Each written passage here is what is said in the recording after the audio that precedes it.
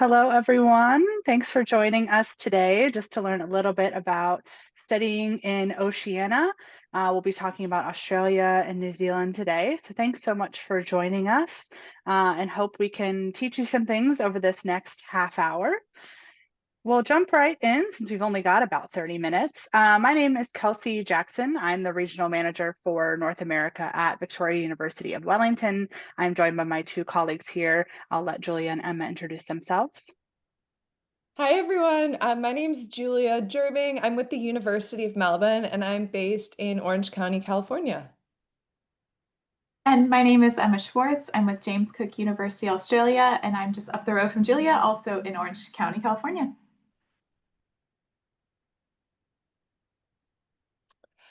Great. So welcome down under. So Australia is actually my former home. I lived in Australia for about 6 years and one of my favorite places in the world.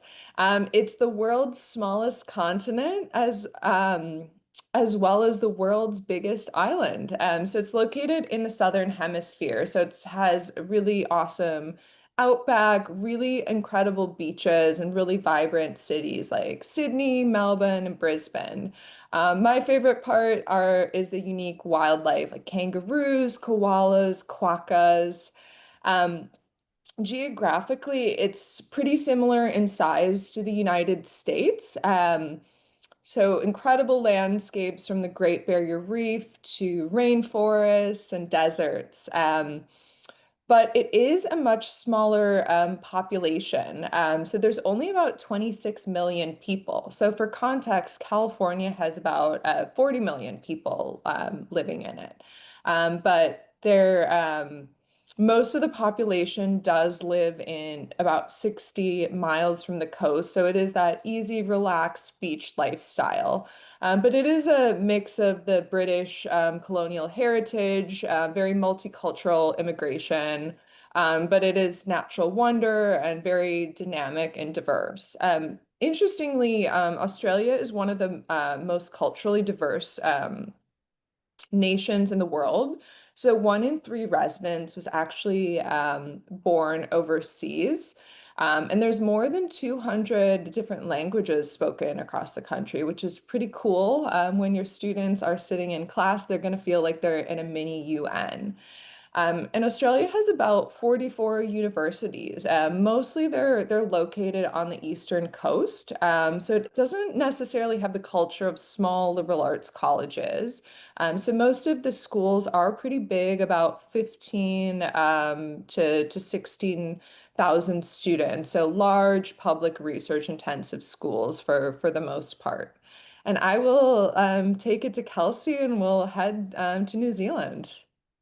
Thanks so much, Julia. So we'll pass across the Tasman, hop over to Aotearoa, New Zealand, the land of the long white cloud. New Zealand's quite small. We're only about geographically the size of Colorado, and it is quite a broad country. We've only got 5 million people, so it is mostly rural, and most of that population is gathered on the North Island and in a few major cities. So when you're looking at our university landscape, you'll see we've only got 8 universities in New Zealand. Similar to Australia, we don't really have the culture of liberal arts small colleges. These are all large public research institutions, varying in size from about 5,000 students down at Lincoln University in Christchurch to about 40,000 students up in Auckland at our largest university at the University of Auckland. So you get a broad range of institutions and specialized institutions, but we all are quite comprehensive research institutions.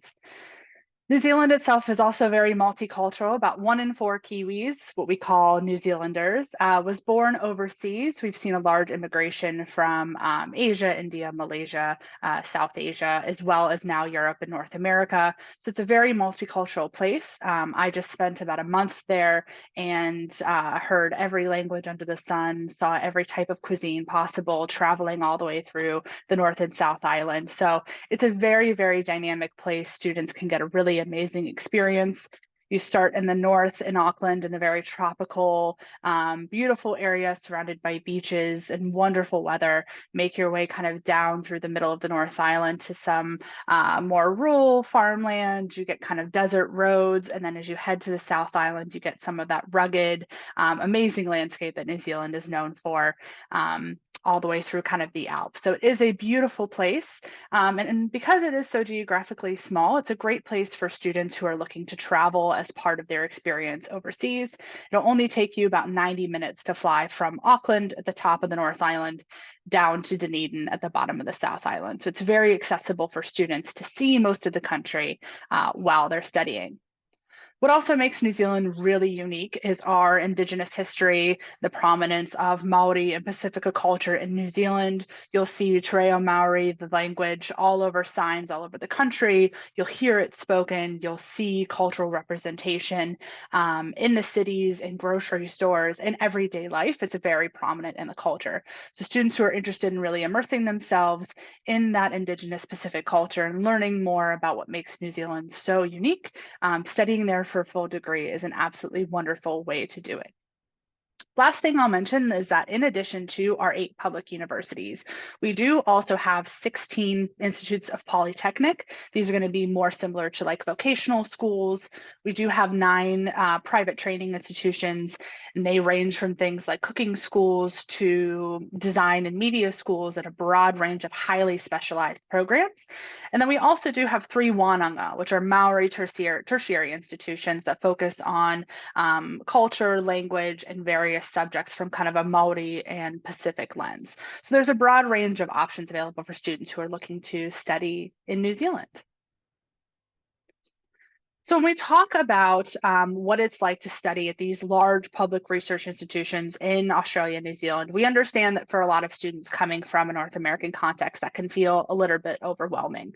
So just to give you some context about what academic life is like in Australia and New Zealand, all of our universities are ranked in the top 250 in the world. So these are highly ranked, high-performing institutions where students are really getting amazing access to research opportunities, amazing faculty, great facilities, and they're getting access to that quality of academics and education that they would expect from, you know, a large state or, you know, Harvard type institution here in the US for a fraction of the cost.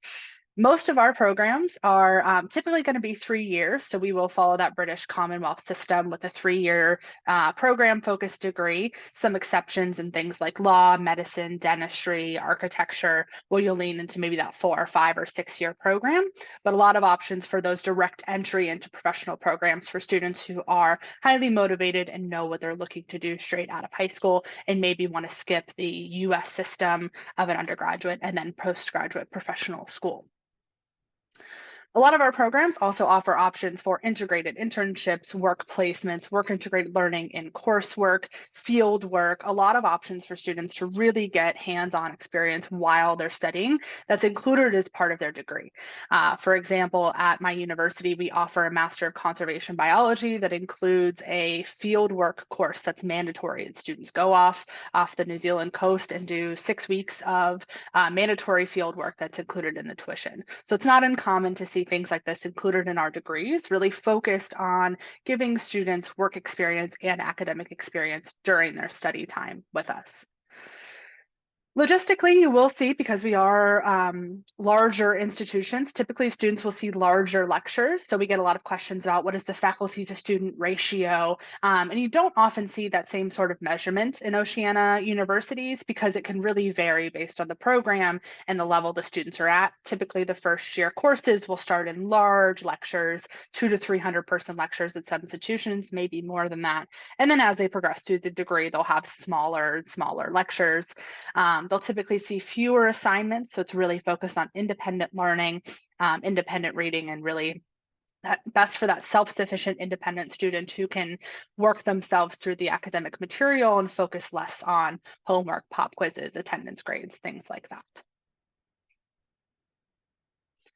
So on the flip side of this, we talk a lot about what it's like to live as a person and a student in Oceania. And one thing you'll see really highlighted a lot across Australia and New Zealand is our warm, welcoming, laid-back culture. Consistently, you'll see that our countries are ranked the world's happiest countries, the best for work-life balance, best for things like maternity leave. And these all lead into the student experience, giving students a really well-rounded quality of life while they're studying.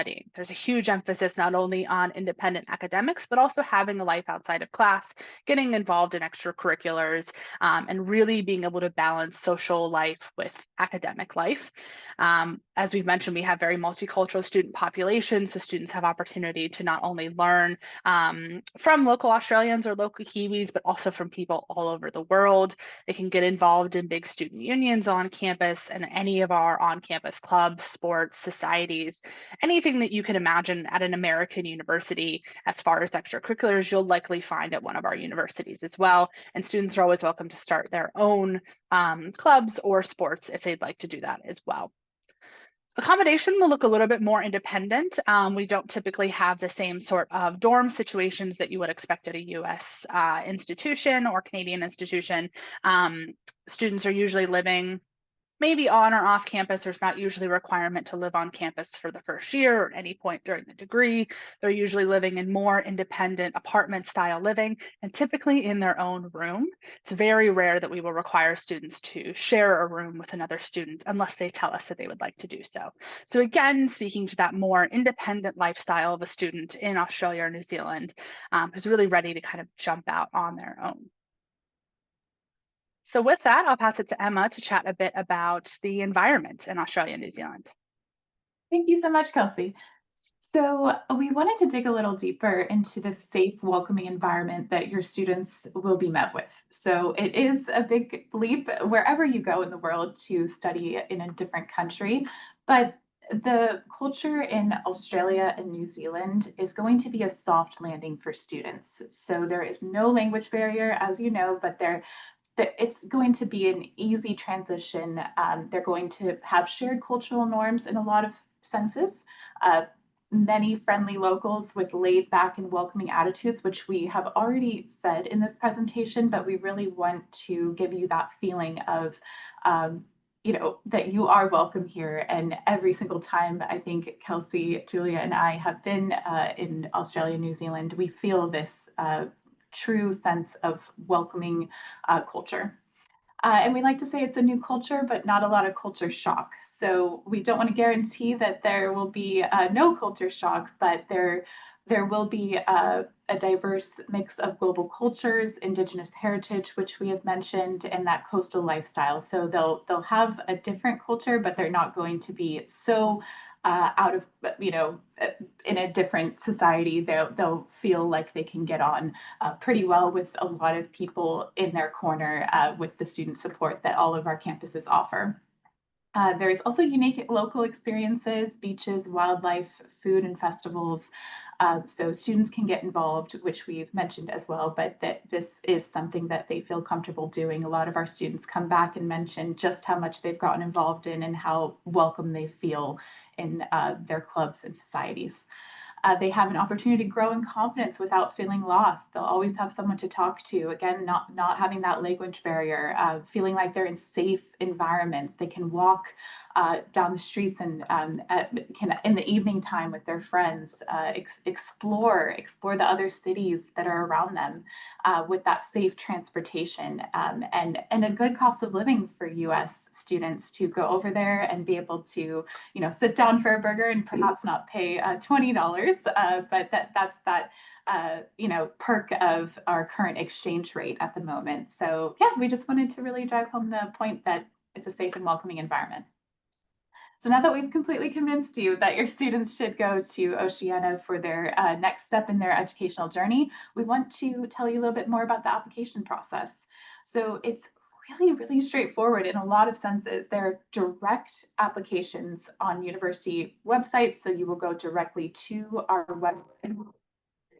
So sorry if you heard that, but click on the apply now or wherever you may see that direct link on our website. It's mostly free. There are instances where there might be a fee to that application, but I can speak on the majority of our institutions are free to apply. A lot of times you just need your passport and a high school transcript. And that GPA can be kind of in the threshold of the 3.0 a lot of the times. But again, this is why we're here. We're here to support you and really give you that academic insight to our own institutions as well. There's sometimes a letter of reference or personal statements, but they're not required typically. So I know the counselors are here. It's a refreshing thing to perhaps not write many letters of recommendations. This is going to be direct, no letter of reference a lot of the time. And some are test optional. Amazing fact that all New Zealand universities are test optional. So it is really incredible for students and very accessible in a lot of ways. So highly recommend they add it to the list of their applications. So things to remember that there are multiple start dates, which we will get to on the next slide. It's mostly rolling admission, so they can apply and receive an offer a few weeks later. The conditional versus unconditional offers. So this is language that you might have heard from the UK and other international institutions. They might receive a conditional offer because they haven't sent their final transcripts in, their final test scores, and that will then be made unconditional once they send in those final documents. And academic assessment only. Again, we don't go off of personal statements or those references a lot of the time. It's going to be, do you meet the entry requirement for the academic threshold, and you will have a very good chance of getting in. So again, this is a huge bonus to applying to Oceania. There's not a lot of ambiguity. You should know whether you are fit for the student profile or not, which is incredibly refreshing and relieves a lot of stress in this stressful time for a lot of students. We'll move forward. So the application timeline, yes, it is a flipped calendar with the summer and winter months, but this is really nice that students have 2 start dates a lot of the time to apply to. So they can apply in semester 1, which would be the start of the year, or semester 3, which would be, nearing the end of the year. But that is dependent on the program. But it's nice, a lot of our institutions will have 2 different start dates to apply to. And a lot of times when it's a semester-based calendar, they might want to wait until the start of the year. So again, that it gives them a little bit of time after they graduate high school. But there are instances where they might start at that second half of the year. I'm so sorry, it's not semester 3, that would be trimester 3. So they start semester 1 or semester 2, and then that semester 3 would be the summer school. I'm so sorry to confuse. The trimester calendar, they can start in trimester 1 or trimester 3. Reach out to us to clarify, but a lot of the institutions in Oceania will be on that semester 1 or semester 2 start date.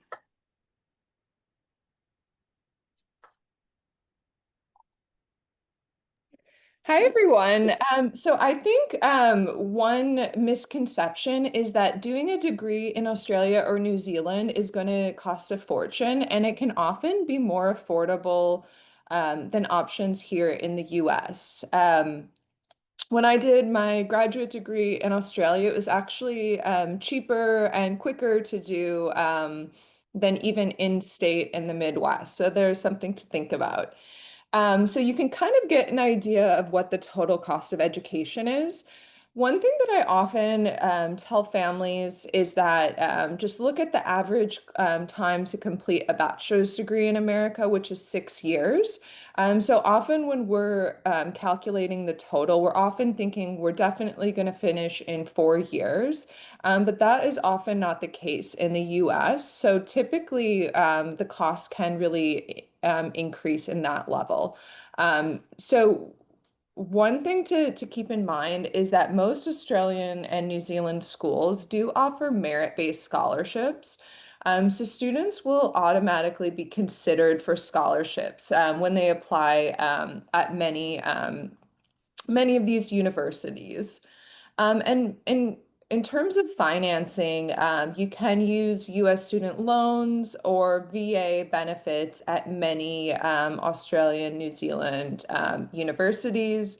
And you can also get Canadian funding as well, the Canadian provincial loans. Students are able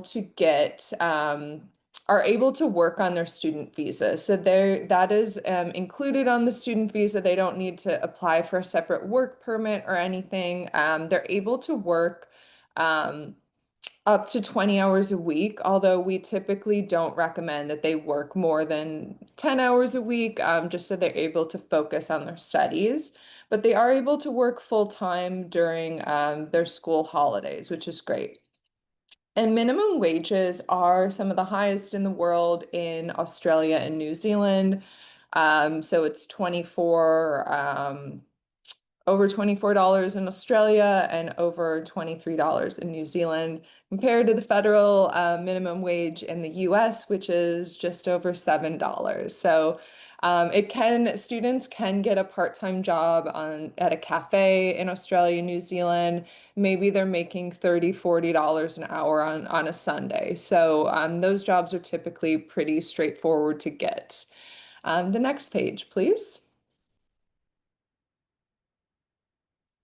So we are here as a resource, and we really are always wanting to connect with all of you. So we are all over the country. So Emma and I are our neighbors here in OC. We also have colleagues from Bonn in Southern California and Canada. Kelsey and our colleague Tori are based in North Carolina. Justine is going to be based with Griffith in Texas. Massey is based in Ohio, as well as Ashley from the University of Auckland. My university I'm based here, but my colleague Todd is based in San Francisco. So we are always wanting to connect and collaborate with one another. So we're always able to do group sessions, presentations, mini fairs. And we also can do counselor breakfasts, lunches, and so forth. And we also are always interested in collaborating with counselors on conference proposals. So definitely get in touch because we are always interested in hearing that perspective. And if we could please go to the next page. And AIRR-NA is a great resource, as you know. So we are having an upcoming conference reception on September 18th. And we do regional tours. So this year we're doing a regional tour in Texas, so Yeehaw in November. And then we'll be doing an East Coast tour in January, West Coast tour in February. So just stay tuned to our website and register here, and you'll get an idea of the dates and the exact cities that we're going to be visiting closer to the time. And we would love to hear from you all. If you can pop any questions in the Q&A, and we'd love to go over any questions that we can help answer. So it looks like is there a comprehensive resource guidebook through which one could read about all unis in Oceania? So one thing that I would recommend is the NACAC International Guide. So that is a really great resource in terms of understanding the timeline, sort of what that process looks like.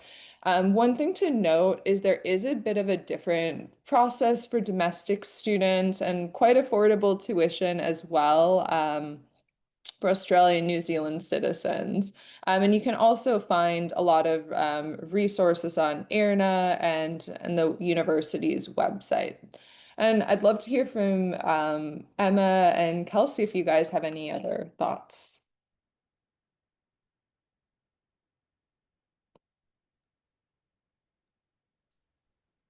Go ahead, Emma. No, yeah, that's a great shout, Julia, what you mentioned.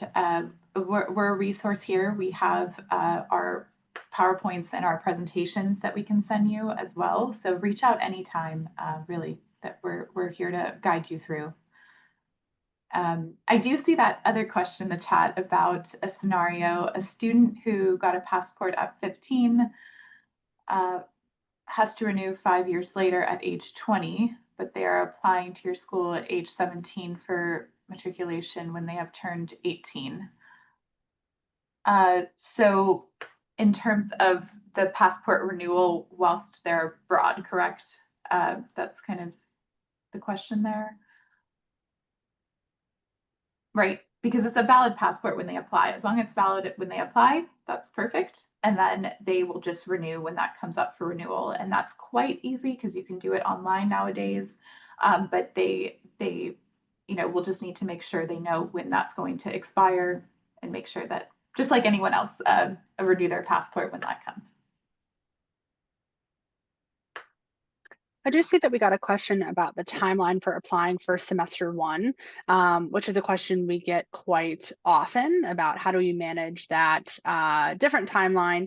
So there's a few different ways that we kind of advise students to manage this, and it will depend per university. Typically, what we usually recommend is students wait until that semester one after they've graduated to start at our universities, unless the university they're interested in does offer that September start. Typically, the semester one in that February or March timeline is the best time to start for two reasons. One, that's when all of our new students are starting, so they're coming to the biggest international orientation. They're starting at the start of the academic year, just makes things a lot smoother for them to start and gives them plenty of time after high school to enjoy some time off, travel, work, spend time at home before they jump right into college life. The second part is that a lot of our programs maybe only offer a start in semester one. So for a lot of programs that are structured, certain things like architecture, engineering, maybe some art degrees, some more particular degrees, they maybe only offer a start in semester one. So the students only have that choice. They couldn't start mid-year. So you'll be able to tell on the websites, each program will have when they offer a start. But usually, if students are finishing in May or June, it's easiest to recommend they wait and start after they finish high school. Some of our programs will allow for students to apply up to a year in advance. So they can submit an early application in maybe the winter of their senior year. We're usually accepting applications through, so if they're starting in semester one through the fall of that year prior. So it would be up until after they finish high school. So a lot of students we recommend apply for a year in advance. Our applications are usually open about a year early. And since we all work on a rolling admission system, for the most part, students will get a decision fairly quickly. And then that gives them an option to kind of compare maybe an admissions package or something from our universities with something they may have received elsewhere. As Emma mentioned, we all have pretty guaranteed, transparent admission systems. So even before applying, students should know whether or not they'll be admitted, because it's typically just based on that GPA or a specific test score. And if they meet those requirements, they will be admitted to their programs. It's very rare that our programs have capacities or have caps, unless you're looking at something like medicine, dentistry, veterinary science. That's a whole different process. So students will typically apply early. In some instances, we might also recommend that students apply in the winter of their senior year for that second term in the year that they're graduating, just to get an earlier decision time. They would then defer that admissions decision to the following semester one. Some schools recommend this, some don't, just because sometimes it can get things a little bit confusing. But again, it's a great way to check in with each of your individual reps and ask us what we recommend for our universities. We're a great resource here to help you out. I can speak a little bit on trimesters because you really nicely put that there are some that do start in September. So for example, James Cook University is on the trimester system. So the majority of our North American students are starting in September. So that timeline is very similar to the North American timeline. But again, that is not everyone. And that is just really, really important to reach out to the rep or look at the website thoroughly to understand those start dates. But we do love when students, when they're really applying to their US schools or Canadian schools, that they kind of apply to us at the same time. It's really that, culture of applying to college. We want to be a part of that, their, repertoire of colleges that they're applying to. So just mindful of time, we've got about a minute left, but I see that we do have one question quickly in the Q&A about test scores requiring SAT APs. So it is different per each institution, but broadly speaking, in most universities in Australia and New Zealand, and I'll let Julia add on to this in a minute because I know Melbourne's a little bit different. Most of our institutions aren't requiring test scores at all. For all of New Zealand, students are not required to submit test scores. We won't even look at them. They're not part of the application process at all. No APs, no SATs, no ACTs, nothing. We are purely just looking, has the student finished high school? What is their completed GPA? Is that GPA our minimum, which is usually about a 2.7? If they meet that, then they're admitted to their program. So New Zealand keeps it really simple. I'll let Emma and Julia quickly just touch on Australia and then we'll wrap it up. Yeah, so it is more common in Australia to require a test score. So some schools are test flexible, and some are test optional. But our institution, for example, does require an SAT or ACT. And we do require academic prerequisites. So some Australian schools are going to require, like, let's say a student is doing a Bachelor of Science. They will need to show that they meet the math and the science requirements. So that can typically be met by AP Calculus or an AP Lab Science. So definitely get in touch with the individual university to learn more about what those academic prerequisites look like, if they're required at all, and so forth. And I don't know if Emma has anything to add. Yeah, I mean, that really does it. You both mentioned everything that I was going to really mention, but it's really important to know that there's a range of universities in Australia. So there's regional universities like James Cook that are going to be more accepting, do not require test scores. Doesn't make it any less of a university. We're top in the world for so many subjects, but it's just the way our admissions process works. So, don't discount something if it doesn't require a test. It's really, really great program. It is just the way we do admissions and the way we're reviewing the student with their transcript. So. Great. Well, thank you all so much for coming. Sorry for going over a bit, but if you need to get in touch with any of us, our information is available on the AIRR-NA website, and we hope you enjoy the rest of the summit. Thanks so much for attending our Oceania session. Bye. Bye, everyone. Thank you.